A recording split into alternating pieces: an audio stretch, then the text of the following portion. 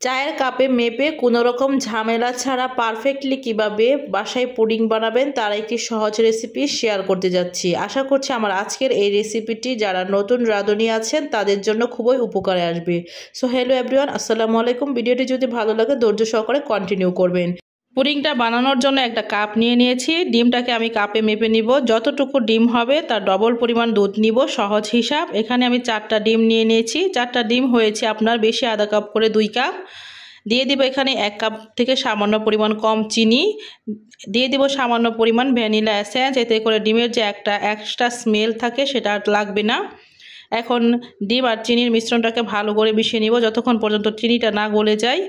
দেখেন ভালো করে মিশিয়ে নিয়েছি। এখন এখানে আমি দুধ দিয়ে দিব। এখানে আমি বেশি আধা কাপ করে ডিমের ডবল 4 কাপ পরিমাণ দুধ দিয়ে দিব। ডিম আর দুধের চিনির মিশ্রণটা ভালো করে মিশিয়ে নিব। ভালো করে মেশানো হয়ে গিয়েছে। এখন আমি চলে যাব পরবর্তী স্টেপে।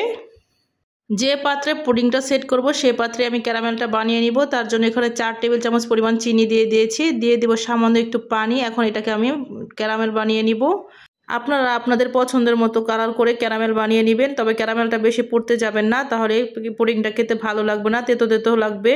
দেখেন ক্যারামেলের কালারটা কত সুন্দর হয়ে এসেছে। এখন আমি চুলার সুইচটা বন্ধ করে দেব, কারণ বন্ধ না করে দিলে ক্যারামেলটা পুড়ে যাবে। দেখেন ক্যারামেলটা ঠান্ডা করে নিয়েছি, এটা বাটিতে সেট হয়ে গিয়েছে। এখন আমি এখানে যে দুধ আর ডিমের মিশ্রণটা রেডি করে রেখেছিলাম সেই মিশ্রণটা ঢেলে দিব। মিশ্রণটা ঢেলে দিয়েছি। এখন আমি এটাকে এই বক্সের মুখটা বন্ধ করে আমি পুডিংটাকে চুলোয় বসিয়ে দিব। তার জন্য চুলোয় একটি প্যান বসিয়ে পানি দিয়ে দিয়েছি সামান্য পরিমাণ।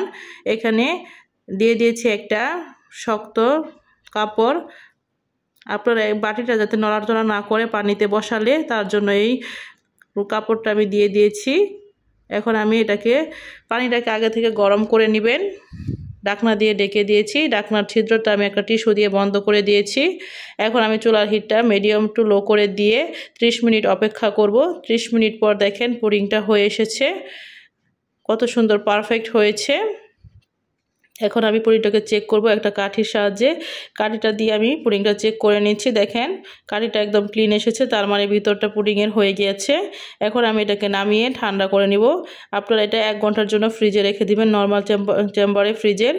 এতে করে পুডিংটা সুন্দর সেট হয়ে যাবে। 1 ঘন্টা পর আমি বাটিটাকে নামিয়ে নিয়েছি।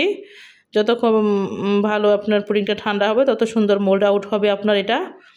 পুডিংটাকে আমি দেখেন মোল্ড আউট করে নিয়েছি, কত সুন্দর একটা কালার এসেছে, ভিতরটাও একদম পারফেক্ট হয়েছে। এখন আমি ভিতরটাকে আপনাদেরকে কেটে দেখাচ্ছি কীরকম হয়েছে। দেখেন ভিতরটাও একদম পারফেক্ট হয়েছে, অনেক স্মুথ হয়েছে ভিতরটা। আমি একটা চামচের সাহায্যে আপনাদেরকে কেটে দেখাচ্ছি ভিতরটা কতটুকু স্মুথ হয়েছে। দেখেন আপনারা দেখলেই নিশ্চয়ই বুঝতে পারছেন। আশা করছি আমার আজকের এই রেসিপিটি আপনাদের ভালো লেগেছে। ভালো লাগলে লাইক কমেন্ট শেয়ার করে পাশে থাকবেন। সবাই ভালো থাকবেন, সুস্থ থাকবেন। আল্লাহ হাফেজ।